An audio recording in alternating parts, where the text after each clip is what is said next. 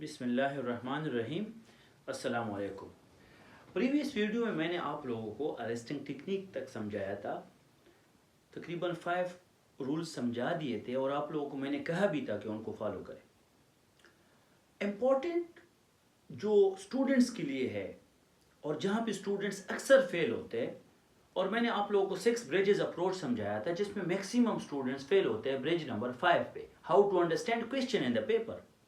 और यही एक ऐसी टेक्निक है जो बिगिनर्स तो इसमें फेल होते ही होते हैं, लेकिन बहुत सारे जो फर्स्ट सेकंड अटेम्प्ट वाले वो भी नहीं समझते how to understand question in the paper. और ये एक इंपॉर्टेंट ब्रिज है। अगर एक क्वेश्चन को आप अंडरस्टैंड कर लेते हैं तो 50% मार्क्स आपने गेन कर लिए, 20 में से 10 नंबर आपके हैं। लेकिन अंडरस्टैंडिंग अभी इंपॉर्टेंट है। आजकल सीएसएस एनालिसिस बेस्ड आया और एनालिसिस बेस्ड सीएसएस में क्वेश्चन के बहुत सारे टॉपिक सेंटेंसेस होते हैं, कुछ चीज़ें उन्होंने मर्ज की होते हैं। एक क्वेश्चन का सब्जेक्ट होता है, एक क्वेश्चन का कॉन्टेक्स्ट होता है, एक क्वेश्चन का कंटेंट होता है। समझो कि कंटेंट क्या मांग रहा है, सब्जेक्ट क्या है, किस चीज़ पे मैंने लिखना है और किस चीज़ पे नहीं लिखना। मेरी एक स्टूडेंट थी, उससे मैंने पूछा था कि आपके ऐसे में कितना स्कोर आया है। सबसे पहले मैंने उससे पूछा कि कौन सा टॉपिक किया है। उसने कहा gender equality colon a popular slogan. मैंने कहा आपने जेंडर इक्वलिटी पे लिखा है या पॉपुलर स्लोगन पे। उसने मुझे कहा जेंडर इक्वलिटी पे। मैंने कहा आपका स्कोर 0 और 10 के बीच होगा। उसने मुझे डीमसीरी कही 634 स्कोर, शी गॉट 634 और उसके ऐसे में 7/100, बिकॉज वो डिमांड ही नहीं कर रहा था जेंडर इक्वलिटी और उसने जेंडर इक्वलिटी की बात की। नो, जेंडर इक्वलिटी नहीं पूछे तो जेंडर इक्वलिटी को साइड पे करे, आप पॉपुलर स्लोगन पे लेके। समझ आ रही है ना? पॉपुलर स्लोगन पे आप तवज्जो दे। अगर आप लोग पॉपुलर स्लोगन पे तवज्जो दे देते हैं तो आप लोग आगे जा सकते हैं, पहली बात। दूसरी बात कि जब आप क्वेश्चन अंडरस्टैंड कर लेते हैं तो उसको डायसेक्ट किया करो।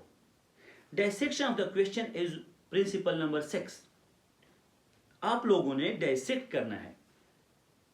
डायसेक्शन का मतलब है कि क्वेश्चन के डिफरेंट टॉपिक सेंटेंसेस निकाले। Topic sentence 1, topic sentence 2, topic sentence 3। अगर मैं कहूं political stability as a prerequisite for economic stability, तो इसका मतलब है इसमें टॉपिक सेंटेंस 1 है, सिर्फ एक ही है, और इसमें 2 चीजें कनेक्टेड है। पॉलिटिकल स्टेबिलिटी इंपॉर्टेंट है इकोनॉमिक स्टेबिलिटी के लिए। सो इस पूरे क्वेश्चन में 2 चीजों को नेक्सिस करना है, 2 चीजों को कोरिलेट करना है, और पॉलिटिकल स्टेबिलिटी किस तरह इकोनॉमिक स्टेबिलिटी के लिए जरूरी है ये आप लोगों ने समझना है। फिर इसके साथ साथ आप लोगों ने ये भी समझना है कि कोई क्वेश्चन इस तरह भी आ सकते हैं, काजेज एंड इफेक्ट आपसे पूछे, तो इसमें 2 टॉपिक सेंटेंसेस है। कहीं पे काजेज इफेक्ट के साथ सोल्यूशन भी पूछ सकते हैं, तो उसमें 3 टॉपिक सेंटेंसेस होते हैं। तो आपने हमेशा के लिए क्वेश्चन को डायसेक्ट करना है। रूल नंबर 3 क्या है? क्वेश्चन को, रूल नंबर 6 क्या है? क्वेश्चन को डायसेक्ट करना। अगर एक स्टूडेंट ने अच्छे तरीके से क्वेश्चन को डायसेक्ट किया तो उसके पास टॉपिक सेंटेंसेस आएंगे, और उन टॉपिक सेंटेंसेस से फिर क्या बनाना है? Main headings. अगर आपकी जो डायसेक्शन सही है तो आपके मेन हेडिंग सही तरह से डिपेक्ट होंगे आपके पेपर में। दूसरी बात, डायसेक्शन के बाद होता है वेटेज ऑफ द क्वेश्चन। हर एक टॉपिक सेंटेंस का अपना वेटेज होता है। अगर मैं कहूँ causes, consequences and solution climate change के, तो आपके पास 3 टॉपिक सेंटेंस है, तकरीबन 6 एंड 6 वेटेज बनता है। अगर मैं कहूँ political stability is a prerequisite for economic stability, so यहाँ पे एक टॉपिक सेंटेंस है जिस पे आपने 15 to 16 हेडिंग्स देने हैं। अगर मैं कहूँ कि pros and cons of globalisation और उसके 20 मार्क्स है, तो आप प्रोज एंड कॉन्स को 50-50 वेटेज जरूर दे। तो जितनी भी टॉपिक सेंटेंसेस है उनको वेटेज दे। कहीं पे सवाल का सब्जेक्ट होता है तो सब्जेक्ट को इतना ज्यादा वेटेज ना दे। अगर मैं पूरे एक कंटेक्स्ट दूं, कंटेंट ना हो, कंटेक्स्ट दूं, कोई हिस्ट्री दूं, फिर उसके बाद मैं कहूँ डिस्कस इट्स कॉजेज, तो आपने कॉजेज लिखने, वो कंटेक्स्ट इतना ज्यादा नहीं लिखना है। अगर लिखना है जस्ट 2 to 3 या 4 हेडिंग्स तक लिखो। उसके बाद कंटेंट पे आओ, जो वो पूछ रहे हो उस पे आओ, जो डिमांड ऑफ द क्वेश्चन उस पे आ जाओ। तो रूल नंबर 7 जो है, प्रिंसिपल नंबर 7 क्या है? Weightage of the question. और डायसेक्शन के बेस पे टॉपिक सेंटेंसेस आएंगे। टॉपिक सेंटेंसेस आपको मेन हेडिंग दे देंगे, और वेटेज ऑफ द क्वेश्चन के बेस पे सब हेडिंग्स आपके आ जाएंगे। क्वेश्चन के जो सब हेडिंग्स है, for example causes, effects and solutions है, तो आपके काजेज वो ABCDEF, फिर उसके बाद effects ABCDEF 5 to 6 and solution फिर ABCDEF। तो इसका मतलब है आपकी जो वेटेज ऑफ द क्वेश्चन है वो आपको सब हेडिंग्स देंगे। ये रूल नंबर 7 है। रूल नंबर 8 सीखे कि आप लोगों ने मेन हेडिंग को हमेशा के लिए ब्लॉक में बंद करना है। ब्लू कट मार्कर से लेके ये छोटी छोटी चीज़ें समझा रहा हूँ ताकि आप लोग स्कोर ले सके और उसको फॉलो किया करें, क्योंकि अगर आपकी प्रेजेंटेशन सही है तो हर एक क्वेश्चन में आपका 1 नंबर आएगा।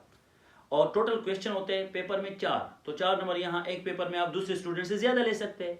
और टोटल पेपर होता है 10 ऐसे एनपीसी के अलावा, तो टोटल 10 मल्टीप्लाई बाई 4 40 स्कोर आप ज़्यादा ले सकते हैं। इसका मतलब है कि आप पुलिस सर्विसेज, आप डीएमजी तक जा सकते हैं, पुलिस से आप एमएलसीजी से पीएस तक जा सकते हैं। तो 40 स्कोर में आपकी लोकेशन भी पॉसिबल है, और आप 40 कम लेते हैं तो पंजाब में या केपी में लोकेशन भी पॉसिबल नहीं होता। तो आपने हमेशा के लिए पेपर को ऐसे बनाना है कि वो अट्रैक्टिव हो, उसको फिर मैनेज भी करना है उस प्रेजेंटेशन को विद इन 35 मिनट, वो आगे मैं समझाऊंगा।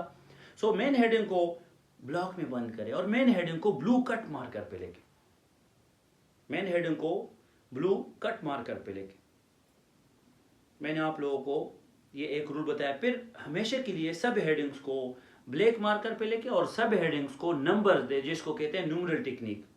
सब हेडिंग्स को हमेशा के लिए नंबर्स दे, जिसको कहते हैं न्यूमरल टेक्निक। 1 2 3 दिया करें, आप मेन हेडिंग को ब्लैक में बंद करें, सब हेडिंग्स को नंबर दे। और हमेशा के लिए रूल नंबर, प्रिंसिपल नंबर 10 ये जरूर फॉलो करें, 3 हेडिंग पर पेज जरूर मैनेज करें। सीएसएस के पेपर में 29 लाइन्स होते हैं, शीट में इस तरह 29 लाइन्स होते हैं, तो 29 लाइन्स में आप 3 हेडिंग मैनेज कर सकते हो। लेकिन अगर आपके पास कंटेंट है, आपने हेडिंग को थोड़ा एक्सप्लेन करने है, उसमें आर्गूमेंट देने हैं, तो 2 हेडिंग भी दे सकते हैं, लेकिन उसमें फिर आर्गूमेंट सही तरह से अच्छा होना चाहिए, मैसेज होना चाहिए। 3 हेडिंग पर पेज को फॉलो करें। अगर आपके पास कंटेंट अच्छा है, अच्छे पॉइंट्स है, तो 2 हेडिंग पर पेज को भी फॉलो कर सकते हैं। Principle number 10।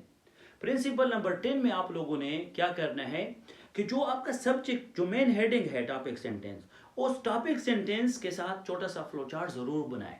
हर एक टॉपिक सेंटेंस के साथ एक छोटा सा फ्लो चार्ट, स्कीमेटिक या ग्राफ जरूर ड्रा करें। अगर आप लोग इस तरह फॉलो करेंगे इन चीजों को, तो वो आपके पेपर को और भी यूनिक करेगा। आप लोग 3 हेडिंग पर पेज आप सही तरह से लिखोगे तो आपका पॉइंट गेम भी बढ़ेगा और आपका स्कोर भी अच्छा आएगा। सो यहाँ तक मैंने आपको समझाया कि आप इन रूल्स को, 5 रूल्स को आप फॉलो करें। तो यहाँ तक मैंने आपको तकरीबन 10 रूल्स बता दिए। मैं रिपीट करता हूँ, इस वीडियो में मैंने आपको क्या क्या चीज़ें समझाई है। द वेरी फर्स्ट वन, मैंने आपको ये समझाया कि आप क्वेश्चन को अंडरस्टैंड किया करें। फिर उसके बाद मैंने आपको ये समझाया कि अंडरस्टैंड करने ही आपके 50% स्कोर है, और अंडरस्टैंड करने के बाद आपके पास क्या आ जाता है, 50% स्कोर आ जाता है। लेकिन अंडरस्टैंड करने के बाद आप उसको डाइसेक्ट करें ताकि मेन हेडिंग्स आ जाए, मीन्स टॉपिक सेंटेंसेस आ जाए, और टॉपिक सेंटेंसेस से आपके मेन हेडिंग बन जाएंगी। ये प्रिंसिपल नंबर 6 बताया था।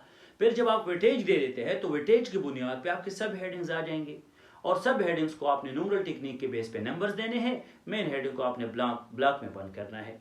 फिर मैंने आपको समझाया कि 3 हेडिंग पर पेज जरूरी है ताकि आपका नंबर गेम सही हो, और 3 हेडिंग पर पेज ही आपको फिर अच्छा स्कोर भी दे सकते हैं, अच्छे पॉइंट्स भी दे सकते हैं। अगर आपके पास कंटेंट अच्छा है, पॉइंट्स अच्छे हैं, तो 2 हेडिंग पर पेज भी दे सकते हैं ताकि अच्छे आर्गूमेंट्स उसमें हो। फिर उसके बाद मैंने आपको कहा कि मेन हेडिंग को हमेशा के लिए डिपेक्ट करे, कनेक्ट करे एक फ्लो चार्ट के साथ, एक स्कीमेटिक के साथ, ताकि वो भी मैच्योर हो और आप इन चीज़ों की वजह से आप मैक्सिमम स्कोर ले सके। फिर मैंने आपको ये समझाया कि जब भी आप लोग कंटेंट देते हैं उसमें सब हेडिंग देते हैं, और सब हेडिंग को मैच्योर बनाने के लिए कुछ अप्रोचेज आप लोगों ने फॉलो करने।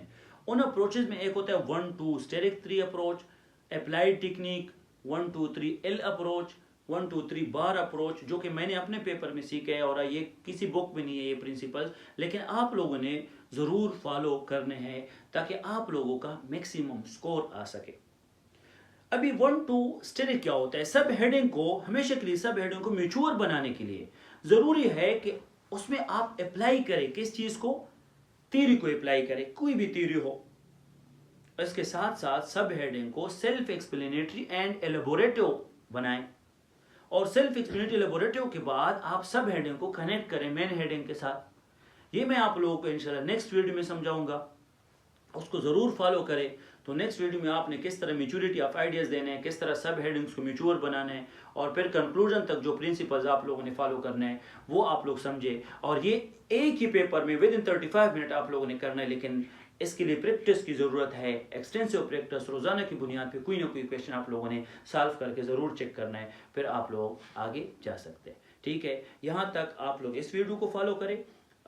इसके बाद मैं दूसरे वीडियो में आप लोगों को आखिरी फाइनल प्रिंसिपल्स 5 प्रिंसिपल्स समझाऊंगा ताकि आप लोग का पेपर यूनिक और ऑथेंटिक रहे।